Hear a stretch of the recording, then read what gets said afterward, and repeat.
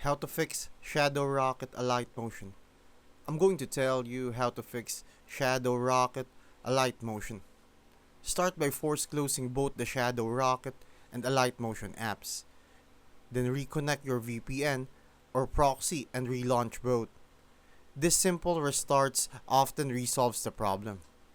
Next, check your internet connection inside Shadowrocket to ensure it's stable and not blocking App Store interactions. Weak or misconfigured VPN traffic can stop Alight Motion from verifying your membership. If you're still stuck, there's a user shared workaround. Go to isteal.it, find the updated Shadowrocket script tutorial, follow it exactly.